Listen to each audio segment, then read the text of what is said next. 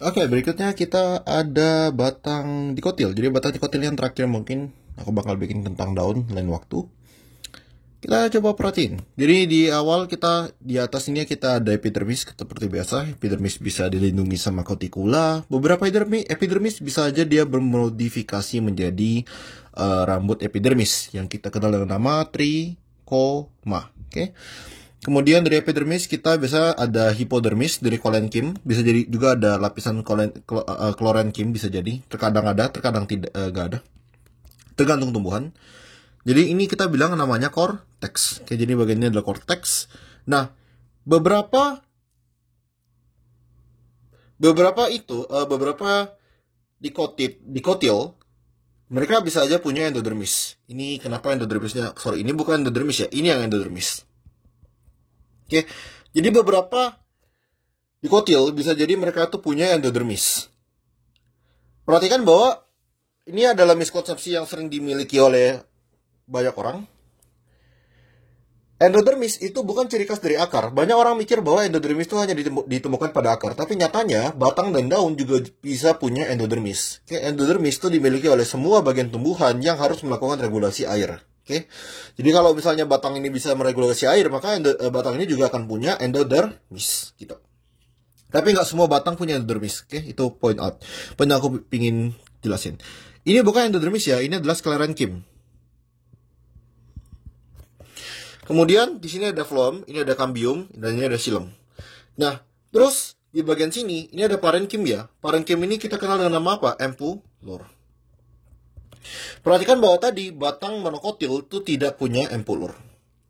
Lalu kalau kita lihat dari cambium, kalian ngelihat bahwa cambium ini dia ini ya, cambiumnya kok cuma satu sini, bukannya cambium itu dia melingkari ya. Nah, jadi cambium kalau masih muda, tumbuhan dikotilnya masih muda, cambium itu cuma ada yang di bagian ini, di bagian pembuluh. Jadi kita bilang namanya cambium intravasikular. Oke, cambium intravasikular tuh ada di bagian pembuluh. Nah, ini sel-sel parenchyme yang ada di sini, kemudian ini bisa jadi cambium lagi. Oke, seiring tumbuhan ini dia makin tua, maka ini akan berubah jadi cambium. Namanya apa? Cambium intervasikular. Oke, jadi ini kemudian kalau ketika dia jadi tua bakal jadi cambium intervasikular. Kemudian sekali lagi kalau di sini silemnya masih silem primer ya. Ini juga phloem primer. Ini phloem primer, silem primer. Silem primer ada apa? Ada dua. Ada metasilem, protosilem. Yang mana protosilem ini adalah protosilem. Jadi yang kecil-kecil di sekitar sini ini adalah protosilem. Metasilem yang mana? Metasilem yang gede. Jadi ini metasilem. Oke, kemudian inilah struktur dari suatu batang dikotil. Jadi kalau kita lihat lebih lanjut, nah ini ya. Kita bisa lihat ya, semua silam ini dia menuju ke tengah. Sama ya dengan si tadi monokotil. Jadi semua silam tuh menuju ke tengah, phloem menuju ke luar. Bagian tengah ini kita ada ampullor. Jadi ini adalah ampullor. Korteksnya kecil, jadi korteksnya di sini. Bagian paling luar of course kita ada epidermis. Baru coba kita fokus ke masing-masing vascular bundle. Perhatikan perbedaan struktur dari vascular bundle-nya dibandingkan dengan di monokotil ya. Monokotil itu kan bentuknya kayak muka orang tadi ya. Kalau misalnya dikotil itu tidak ada struktur seperti itu. Kalau kita lihat, ya udah ini tinggal metasilem di sini, protosilem di ujung, dan juga sekitar sini juga ada protosilemnya juga ya gitu. Ini semua silem primer gitu. Terus di sini ini ada cambiumnya. Oke, ini cambium intravasikular. Cambium intravasikular bakal terbentuk di sini gitu. Ini ada phloem di sini, ini ada sclerenchyme. Kayak gitu ya. Di sini aku nggak bisa ngelihat jelas keberadaan endodermis. Mungkin ini endodermis, tapi mungkin bukan. Aku nggak ya, jujur nggak terlalu jelas di sini. Di beberapa tanaman endodermisnya jelas banget, tapi kalau di sampel kali ini kayaknya menurutku nggak jelas. Gitu. Apalagi yang menarik di sini nggak ada ya. Oke, jadi kurang lebih seperti ini struktur dari batang dikotil. Kita lihat lagi contoh di sini. Ya ini kelihatannya masih muda juga ya. Ini cambiumnya nggak terlalu jelas ya, tapi ini cambium. Cambium itu strukturnya pipi ya. Kalau kita lihat, mungkin kalau aku gambar strukturnya cambium tuh bentuknya kayak gini selnya. Jadi kayak selnya tuh mungkin 3 lapis, dia kayak gini, kayak batu-bata gini bentuknya. Ini cambium. Ini kita bisa lihat nggak terlalu jelas ya, tapi yang ini. Nah, ini. Nanti dia bakal bentuk ya cambium intervasikular gitu. Sekali lagi ini ada protosilem di ujung sini dan juga di sekitaran sini ini protosilem, ini metasilem. Ini adalah phloem, ini adalah sclerenchyme. Oke. Ini kita bisa lihat nih epidermisnya dia kayak bentuk struktur. Mungkin ini trikoma, mungkin siapa tahu. Kita nggak tahu. Tapi sekali lagi, tumor dikotil mengalami penebalan sekunder akibat adanya kambium. Mirip seperti kita lihat di itu akar, tapi kalau di batang dia sedikit lebih ribet. Coba kita perhatiin baik-baik di sini. Jadi di bagian luar kita akan ada namanya ini ya, periderm atau jaringan gabus. Jaringan gabus ya terdiri dari velum, velogen, dan juga ya ada ini veloderm. Jadi semacam korteks sekundernya gitu. Baru kita ada kolenkim yang melindungi, baru ini ada parenkim yang dari korteks awalnya gitu. Gitu ya. Di bagian luar nih biasanya epidermis ini udah hilang ya. Biasanya epidermis udah nggak ada, digantiin total dengan gabus, dan gabus ini terkadang dia luka-luka. Jadi kayak lukanya ini membentuk namanya lentisel ya. Lentisel fungsinya adalah untuk pertukaran gas dari luar ke dalam. Karena jaringan gabus ini kan dia padat ya. Jaringan gabus ini dia mengalami penebalan sekunder. Jadi dia itu sifatnya sangat-sangat rapat. Dia sangat hidrofobik dan rapat. Jadi lentisel ini sebagai bukaannya jaringan gabus. Dari parenkim ini kalau kita lihat di sini kita ada kambium ya. Ini ada kambium yang udah full. Kambium ngebentuk phloem sekunder ya. Jadi phloem sekunder ke atas, baru dia juga akan ngebentuk xilem primer, xilem sekunder ke bawah. Gitu. Nah, pola pembentukannya, xilem-nya itu dia akan jadi dua jenis. Kita ada namanya springwood sama autumnwood. Jadi springwood ini adalah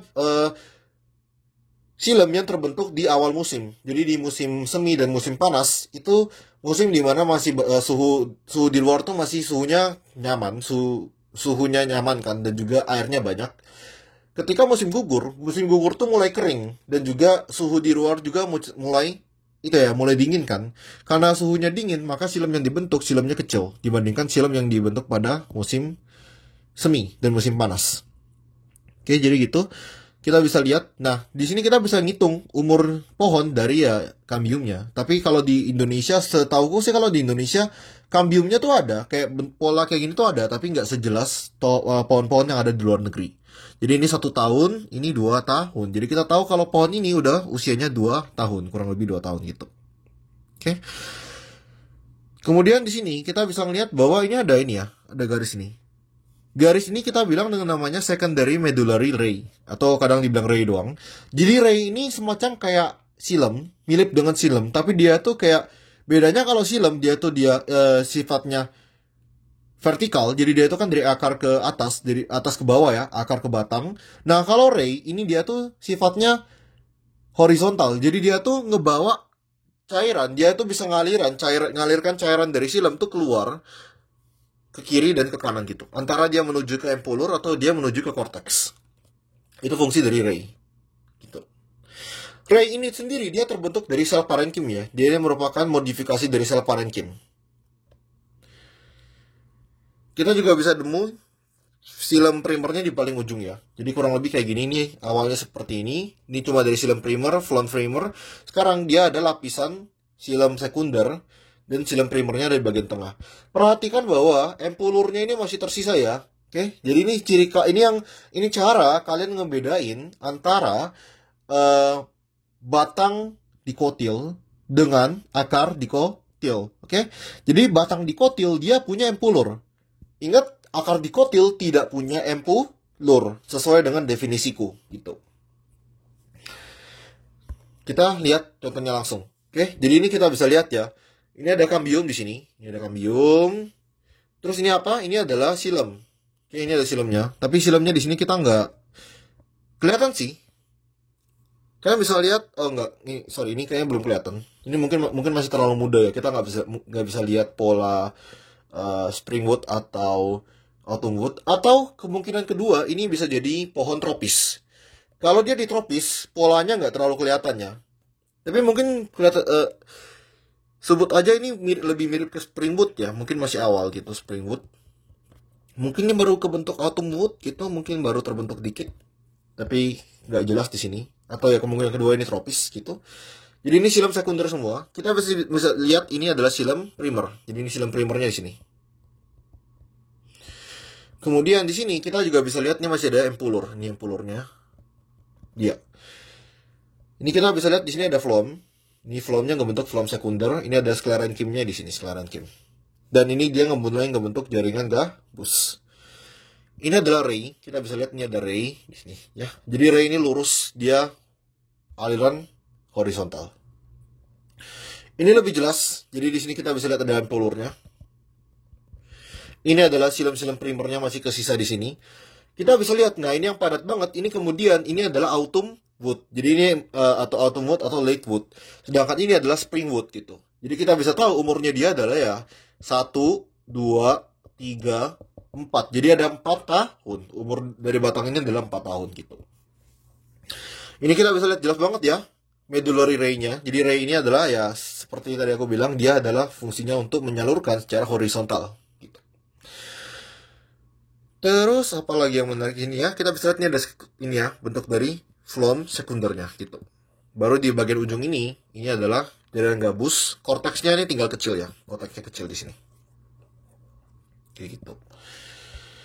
Satu hal yang pengen aku jelasin di sini. Ini kita dari tadi bicara tentang dikotil. Angiosperm atau tumbuhan berbunga itu ada dua ya. Kita ada monokotil sama dikotil. Angiosperm itu dia punya dua jenis silem yang kita kenal dengan nama vessel element atau trakea sama trachete.